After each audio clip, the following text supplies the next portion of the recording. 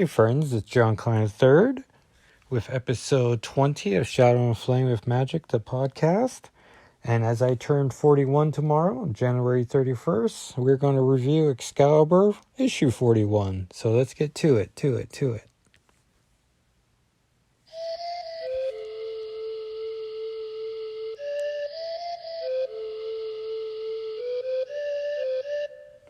And thanks again to Francisco for providing the theme song to the podcast.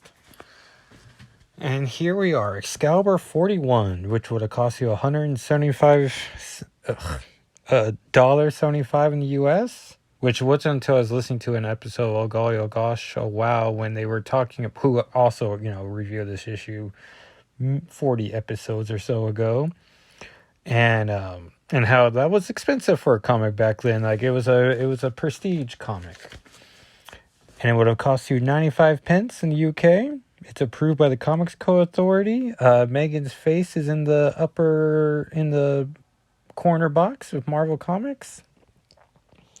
Excalibur, Deja Vu, all over again. And it has a cover of the X-Men fighting with Excalibur for some reason. Nightcrawler's kicking Jean Grey. Colossus is running up on Rachel, who's in a telepathic battle with Psylocke. Captain Burton's punching Rogue. Megan, it looks like she's backhanding Storm. And Wolverine just tried to punch or claw his way through Kitty Pryde, or Shadowcat, and his arm went right through her chest. And the cover's by Dave Hover after Alan Davis. And it's 50 years of Captain America, 1941 to 1991. So I guess that makes Captain America 83 now.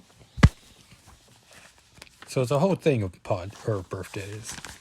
Inside cover is an ad for Bill and Ted's Excellent Video Game Adventure on the Nintendo system. It's a LJN game, which if you're a angry video game nerd fan, as I once was, I guess still am, but I don't follow, anything. They were notorious for making some lousy games. And so this is Volume 1, number 41, September 1991. In New York City, you can't stretch your arms to yawn without hitting a superhero. Here in London, however, things are different. And we see that there's it's Neil's pub. Nothing earth-shaking or life-threatening ever seems to happen in Her Majesty's favorite city. And on those few occasions when you desperately need a costume crime fighter, and then we see a bunch of patrons like screaming and running out of there. And some guy mutters, like, I see what happens when two of them get together under the same roof. And it's a reference to Excalibur 28, editor. We find out who that is next page.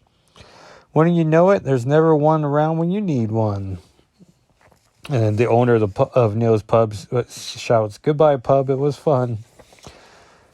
The powerful Captain Britain, the shape-shifting Megan, the intangible Shadowcat, the swashbuckling Nightcrawler, the mysterious Phoenix, the ever-unpredictable Widget, and Loki, the dragon, forge the fires of their tragic past. They have banded together to fight a modern-day crusade against the forces of evil. Stanley presents Excalibur.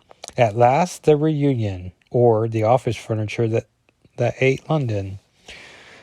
Excalibur, created by Claremont and Davis. Story by Scott Lobdell and Dana Morshead.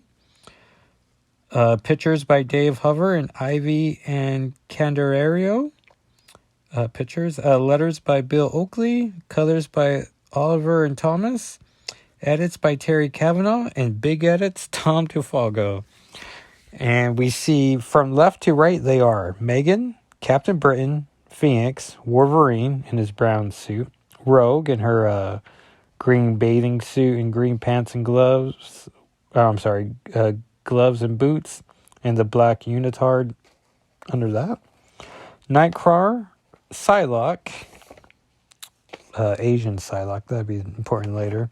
Storm with her 90s Fox cartoon outfit, but with short hair. Shadowcat in classic blue. And Marvel Girl, who's in her, like her Excalibur or her X Factor suit. Mark Twain once said, "The reports of my death have been greatly exaggerated." Had Mark been an X-Man, he would have had the opportunity to say this on several occasions, as in every other day. For it wasn't only yesterday that the British-based Excalibur, who founded to fill the void left by the deaths of their American counterparts. And then Rogue says, "Oh, I'd like to propose a toast. Long live the X-Men." And then Jean says, well, now that the ice is broken, this is not going as well as we plan. This is very hard for all of us. I can only imagine how sudden and awkward our unannounced arrival must be for all of you. It's been so long since we've been seeing each other. I assume that when we made the trip to England, Kitty and Kurt would what? A cat shouts. Drop to our knees and thank our maker that the X-Men are alive? Again? Did you think Kurt and I would pick up and run back to Westchester with you? Did you? And it's like, dang, for all the times Jean and Kitty have met, which I want to say this might be the first time? What attitude? And she's like, well, you're wrong, Jean. Dead wrong. If anyone needs me, I'd be at the hospital with a real friend. And it slams the door, and everyone's just like, what? Well. And then Wolverine lifts up his glasses like, well, anyone for another round? Meanwhile, not too far away, we see Inspector Day, D-A-I, is rounding up all the officers he can get together, and Ally Star Stewart's there, and he can't believe he has that type of pull where he can get everyone to show up. And then Day keeps just repeating oh, I have that type of pull. And then he notices there's a missing file. And it looks like it's Storm and Wolverine in the image. Or is at least a tall lady and a shorter fellow. And Alistar sees who's been missing and offers that he can call the Weird Happenings Organization, or WHO, to show up. And Day's like, you read my mind. Let's do it. Apparently there were Star Trek trading cards, which looks familiar. I feel like I had the Picard one that had both OG Trek and Next Gen, which I've always been more of a Next Gen guy, but you're always fond of who you come across first. Another tense moment at the pub, this one between Excalibur's Captain Britain, more casually known as Brian Braddock, and Betsy Braddock, the X-Men Psylocke. And you see him marching across, and Rogue's a little hesitant. Rachel turns her head. Wolverine stops talking mid-sentence. And Brian goes, Betsy, his sister. Brian. And then he swoops her up in a big old hug, and they're so happy to see each other. Very charming. Meanwhile, bearing south through London proper is... I saw his name earlier. Oh, yeah. Phoenix Umbridge is the back of a prison van, and the soldiers, or the officers in the front seat, are not thrilled that they're carrying these criminals back there. And apparently, Phineas Umbridge has slayed the 4 prisoners that he was with, and has taken their souls and trapped them inside the ancient gemstone so he can release them and take over some super beings, so he have his own army. Phoenix Umbridge. Gotta put that name in my head because we're going to be saying it a couple times. At that moment, in the intensive care ward, and look, we see Lockheed, everyone, and Kitty's sitting next to him because he got hurt by Dr. Doom's hands, as Terry Cavanaugh puts in a nice caption. He was injured in Excalibur 37. And I need to take a picture of both this panel and the very next one. I think my thumb was on it when I read it earlier, so I did not see that he was in a teeny tiny bed. But she's whispering to him, "Come on, Lockheed. The doctors did their best. You have to pull through. You're the only family I have left." And then Storm comes in the room. "That's not necessarily true, is it, kitten?" She goes, "Storm, look, I'm sorry about what I said in the pub. It's just when my parents called it splits, I couldn't help feeling rejected. As if being a teenage mutant ninja isn't alienating enough, right? When I found you were alive that you hadn't told me." The whole world found out in X-Men 270, Terry Cavanaugh, who's just going by TK, which is pretty cool. Storm says, "It was as if your surrogate family, the X-Men, had rejected you as well. Bingo. Sometimes we make decisions. Occasionally they're wrong. As team leader, I bear the responsibility. As your friend, I ask for forgiveness." "Of course, I forgive you, Aurora, but can you not do this again anytime soon?" "I can promise you this, Shadowcat. We'll be together for the rest of your life." And Storm looks very sinister on page 9. What is this? Why is she speaking such? Meanwhile, the staff and patrons of Neil's pub are looking through the window, surprised that a fight is not ensuing. And then the owner says, "If Captain Britain hadn't handed me 3,000 pounds to rent the pub, I'll be on the street with the office furniture I set out on the trash this morning." Which seems like a throwaway line, but it's going to have some significance as we see the prison van pulling up. And then Phoenix is saying, "A woman, I shall make her my bride and I rule the world." Sorry, Phoenix. Fate has other plans. This one in the form of a pothole. And then flump, and he drops the gem like a real dum-dum. He's like, "No!" And the caption says, "Yes." And then the gem hits the ground. And then it splits in two. And then the prisoner spirits come out. The spirits of the dead convicts are free, but without new bodies possessed, they're going to have to make do. And we see Kurt and Logan are enjoying a few drinks. He is asking what they're going to do, if they're going to stay in England or come with them to the States. And Kurt's like, "I haven't given it much thought." And then they hear a big scream. He's like, "What is that?" And then everyone goes, "A scream." And Kurt's like, "Thanks. So what are we waiting for? Let's go." The heroes that make up this particular group have experienced more in the past few years than most heroes do in a lifetime. They've been to opposite sides of the galaxy and back, lost in the streams of time, held prisoner in Hades. But nothing could prepare them for the sight that greets them outside the door. But two of them, most powerful members of the Patchwork team, are not in front of the store, but on the roof instead. And we see Colossus and Rachel on the roof, which is being generous, calling Colossus the most powerful member. He's like, Rachel. "Oh, huh? Oh, Peter, I didn't think anyone saw me come up here. Shouldn't I be out front with the others fighting whatever new crisis has threatened the very threads of reality? Little sister, what is wrong? Why do you not stand with the others?" "Haven't I disappointed everyone enough already, Peter? I came from a future where I saw everything I love destroyed. I traveled here to the past in hopes of changing that future, and I don't know if I've saved this world or destroyed it.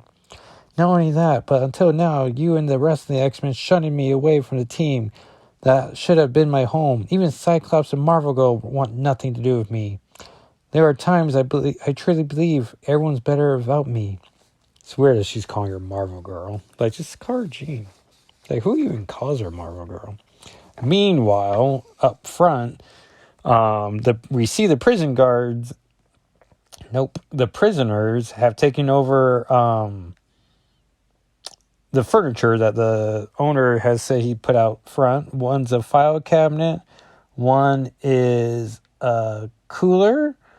One's a desk. And one's a chair. Oh, yeah, one's an icebox. And the icebox is chilling one, the waitress. And, I'm sorry, and there's a lamp. So there's 1, 2, 3, 4, 5 of them. And the lamp somehow has electric powers that he can just blast people. And so the heroes are going to jump into the fight. And Captain Britain's going to lead that fight, and Wolverine's like, if you guys need a hand, and then Rogue grabs his shoulder and whispers, what's the deal here? Are we going to go to off these guys or what? And Wolverine says, impulsive behavior got us into trouble last time. We wait until we achieve our ultimate goal, then we strike. And there's an ad for football flair cards. Meanwhile, back on the roof, you're right, Rachel. We would all be better off without you, which is harsh. This entire planet could have been obliterated that time you confronted the Beyonder. I must be the honest little one. We did not think that Wolverine would have let you live when he's tried to stop you from engaging in the same conflict. You are the inheritor of a power that consumes stars. Who knows the extent of the damage you could do to the universe, never mind Earth. Peter, am I the reason you and the other X-Men have come here to end? And then Inspector Gay comes up on the roof. Rachel, who the day? What in the world are you doing up here?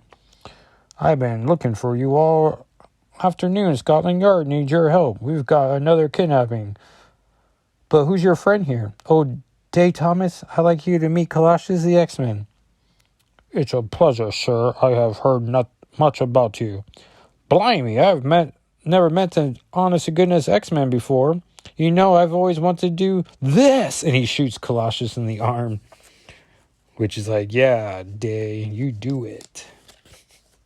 Because Colossus is the worst. Meanwhile, Megan's rescuing a patron while the lamp is shouting, Zat, Zat, and double Zat. Oh, I get it. One must keep a sense of humor. And then Rogue grabs the lamp from the cord. He's like, one must. And starts choking it, I guess. Because the cord is the neck of the lamp. And then Betsy gets iced by the ice box. And Brian's like, Psylocke, pay attention, will you? And he's like, what happened? Your psionic powers. And she's like, but apparently you don't work on these monsters. Because... Oh, yeah, we clearly know there's something wrong with the X-Men, but we don't know what yet. And then the desk is hurling itself at Wolverine. And he's getting ready to attack. There's an ad here for Terminator 2 Judgment Day with their own collector cards. And then there's also a beginning of a 4-page ad for some type of Dungeons and Dragons Arms and Experiment guide. Well, very glossy paper. Glossy. And then there's an ad for mutate your entire wardrobe for minimum bucks. And there's a Punisher shirt. There's a X-Men by Jim Lee. That's off for X-Men panels. Well, actually, I guess it's only 3 of them because it's the Jean cover, which no one would have wanted. Storm and Beast, which is pretty all right. And then the Colossus Gambit, Rogue, and Psylocke issues. And then there's the Cyclops Wolverine cover. That's its own shirt. Actually, the Cyclops Wolverine's the front cover, or the front of the shirt, and the back of it's the rest of them. So only one you're missing is the Magneto. There's a Wolverine by Brett Blevins shirt, and a Spidey Eyes Glow in the Dark t-shirt. And the Punisher 4-color process style does not get its creator the artist credit, so that's not great. And then Wolverine whips out his claws and slashes the desk, and then all it does is turn the desk, the left side of the desk, into 3 additional. So instead of the one being in the desk, he now has 4 bodies essentially. And the file cabinet shouts, "A helpless female! I shall file you under V for victim." And Kurt's like, because he sees a lady in danger. He knows what to do. He's like, maybe you should file yourself under L for loser. And does an awesome sidekick with the sound effect bleeped. Or bleeped. BLEMT. And for whatever, oh yeah, she says, Mr. Crar, a word with you? Say, I don't believe you've any idea where these things came from. Actually, I do have a theory. That crystal over there, it fell out of a passing paddy wagon. It sounds crazy, but it contains some life forces that were released and animated the furniture. Where it's like, well, thanks. Page 17, we're figuring out the plot. Mile High Comics got a 2-page ad here for their backlog of comics. Meanwhile, back on the roof, Colossus says, Fool! Over is this charade. Shame it too. Your torment I love to see. Oh well. And then we see the Colossus skin fall apart, and it's a werewolf. Dead you thought I was by your own hand. From the others you did escape.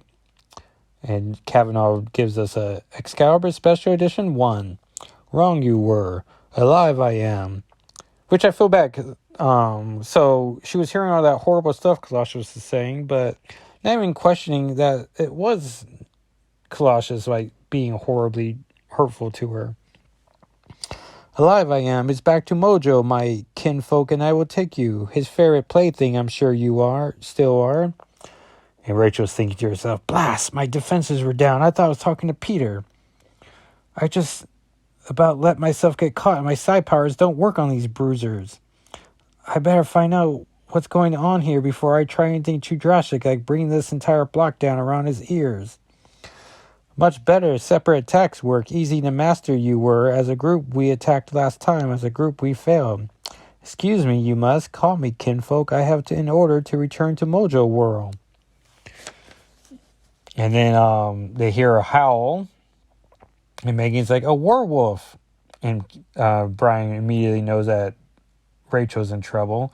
He's like, Wolverine Rogue, stay here. We've had more experience with werewolves. And they're like, I wouldn't say that, sugar. And then all of a sudden we see werewolves coming out of their mouths. And it's always gross. And so they're fleeing to the roof. Kurt has gathered the crystal pieces and he puts them together, wondering if that would do anything. On the roof, Rachel's not sure what she should expect. And all the werewolves have combined into one being, but with 5 separate heads. So that's weird. Got her, we have. Kinfolk, do you feel it? And Rachel's like, will you stop talking like that? Like, something is wrong with baby Phoenix. And they start opening up a portal to Mojo World. And Rachel's like panicking, like, no, they're opening a doorway to Mojo World. I won't go back there. I can't. And all of a sudden we see 2 heroic hands come up from the roof and grab Rachel. And it's Kitty Pryde. Excalibur's Shadow Cat. Hold on, Rachel. The cavalry is on the way. And then Brian shows up and like kicks them with like both, I guess, like a horizontal stomp. It's like, wrong, it's here. It's like, no, Parto, not ready. Stuck we are. And then, you guys didn't think that the office furniture would hold us that long, did you? And Shadowcat's like, guys, not to interrupt your bravos or anything, but the werewolves appear to be caught in their own portal. What do we do with them? And Rachel screams, fry them! And then Kurt, who's been standing there the whole time, I guess, waiting for his line, says, I believe, Rachel, I have a better idea. If I break this crystal open in front of the wolves, the souls within should try to occupy their bodies. That may distract the wolves long enough for the portal to close on them. And so then he opens it, and the prisoners' voices are like, what's this? Like, I'd rather stay a chair. So I don't know if they do take over their bodies, or they're just a green mist of beings around the werewolves, but finally the portal closes. And Brian's like, well done, Kurt. I suppose you could argue that we won. And Shadowcat says, if you don't consider the job the werewolves did to our hearts and souls. And Megan says, pretending to be friends and family we've not seen in months. And Dave finally comes to his feet. You super beings are just upset that you had a fight without knocking over a single building. If the werewolves open no wounds, maybe it's time you thought about healing those scars. Get some more captions here. 1 week passes, enough time for most to recuperate. Not enough for all to recover. Lockheed has been released from the hospital. Not completely healed from his surgery, he's remained under watchful, careful eyes all week. Today, those eyes belong to Aristotle Stewart, who is getting the lowdown of the werewolves firsthand from Inspector Thomas. And it turns out Stewart is holding Locky like he's a baby, which is cute, so I could take an image of that. And, they keep referencing the Genoshan crisis, which I guess is what put the X-Men back in the public eye again. There's a bullpen bulletins, which are like any great comic from, when did I say this was? September 91. And we have the July cool meter from the bullpen bulletins. And it goes from cool to uncool. Infinity Gauntlet, which is just fun time capsules. Penn and Teller, bare knees, which I would disagree with that because I'm of the mind that the most unattractive part of the human body is the kneecaps. Like, I don't know what it is. They're just so bony. But, anyways, like, whoever is, like, the most beautiful woman on earth, and I'm always like, let me see those kneecaps. Or I'm like, all right. Still bony like anyone else's. Just, gotta humanize these people. The Rocketeer, which is great. Thai food, supermodel Claudia Schiffer, which I was always more of a Kathy Ireland man myself. The Simpsons, Michael Jordan, which Legend 23, and we're in 2023, so that's fun. Geek Chick, The Incredible Hulk, Warrior Blades, Anne Rice's The Witching Hour, which is now a show my wife's watching on AMC, I want to say. Kazar, Softball, Geographic Undesirability, which might be too topical for me. The Flash TV show, which was amazing. Hannibal Lecter, Teenage Mutant Ninja Turtles, with a hyphen between teen and age, so all right. Twin Peaks, Sushi, Bo Jackson, who was playing baseball and football. New Kids on the Block, which my wife wouldn't appreciate. They're closer to uncool than cool. McLean Burger, which I don't recognize. Though if McDonald's ever want to bring the Big Tasty back, that'd be amazing. Their answer to the Whopper, and I love that. Though I'm currently a big fan of their Bacon BLT. But you gotta ask to see if they have it. But every time I've done, they said yes. So they must not have ran out of that bacon sauce. Steven Seagal, Bell Bottoms, Voguing, Vanilla Ice, Ponytails on Men, and Regis and Kathy Lee, the ultimate uncool. Rachel Summers has not felt comfortable at the lighthouse this week, mostly because she has been uncomfortable of herself. She has stood atop the lighthouse for almost 2 hours, the power of the phoenix protecting her from the cold wind that whips off the ocean. She came up here to gather her thoughts and try to find some answers. After all this time, however, her thoughts are still scattered. She does not know why she did not tell her teammates about the X-Men's resurrection when she found out about almost a year ago. Was she scared? Was she afraid that they would leave to join the former teammates? Or did she just forget? She does not know what will happen when she runs into the real Wolverine. Is it because she does not know what she will do? Or because she knows what he is capable of doing? A chill from the ocean crawls across her. Rachel had hoped to find some answers. What she discovered instead was that she did not know a great deal about her life. There is no solace for her in that.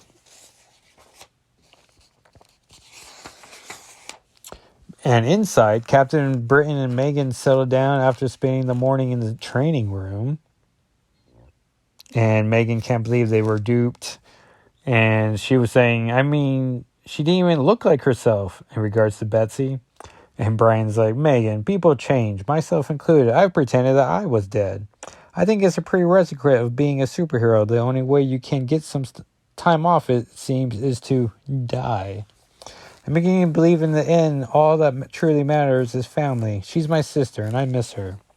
And Megan says, Brian, isn't it about we had a reunion, a real one, if they're too busy to call us, why don't we call them? Megan, sometimes you amaze me. And she giggles, let's go get the others. And so they do. And Kitty and Kurt are in the room. Are you sure we want to do this, Fuzzy? Someone must take the first step, Cousin. Jaw, I like to meet them face to face to embrace the friends we believe to be dead. But our teams are a world apart. Before you phone them, what do we say if they ask us to come back to rejoin the X-Men? That's simple. We tell them what's in our hearts. We tell them we're all members of the same extended family, that Professor Xavier's dream of a world where humans and mutants live together needs to be kept alive in Europe as badly as it's needed in America.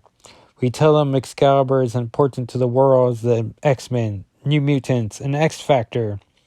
And Terry gives us editor's note that says, this occurs before X-Force 1, everyone. I added there, everyone. And Brian comes in, now that we all know how to spell out an entire word, which I guess is a joke on X-Men and X-Factor. And Kitty says, Brian, Megan, I guess we all had the same idea.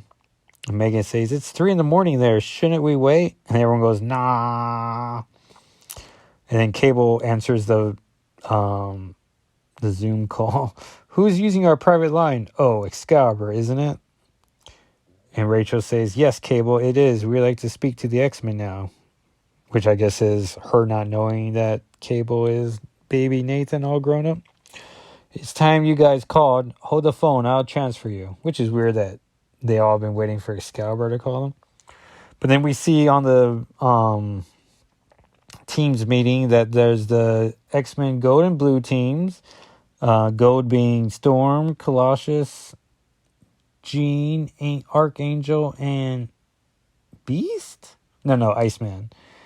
And then there's X-Factor, Multiple Man, Strong Guy, Polaris, Wolfsbane, Multiple Man, and Havoc. And they're all in like yellow, shades of yellow.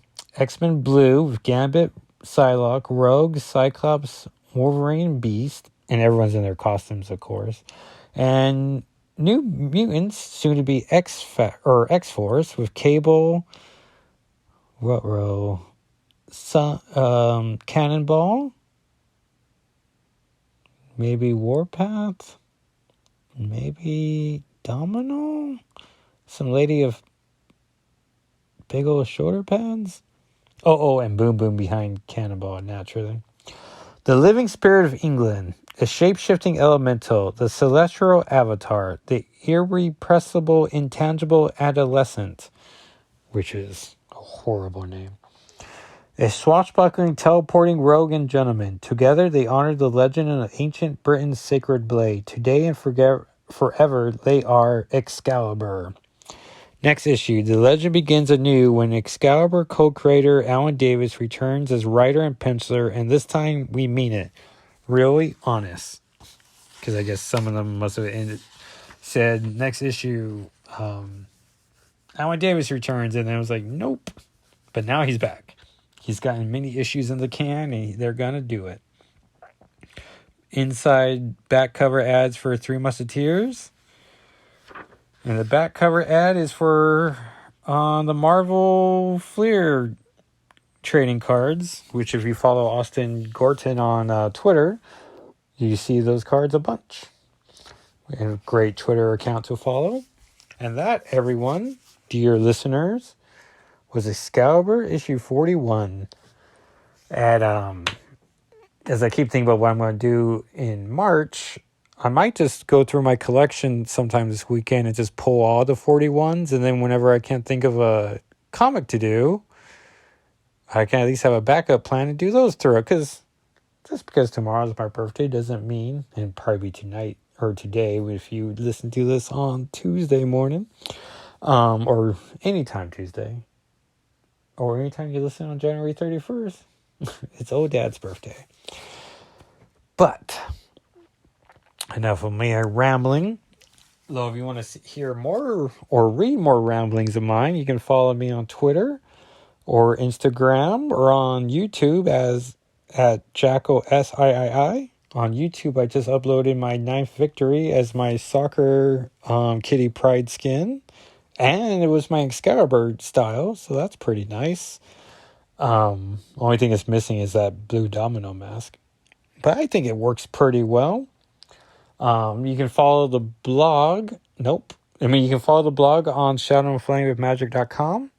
You can follow the podcast on Instagram and Twitter, where you're going to see 3 Lockheed images from this issue.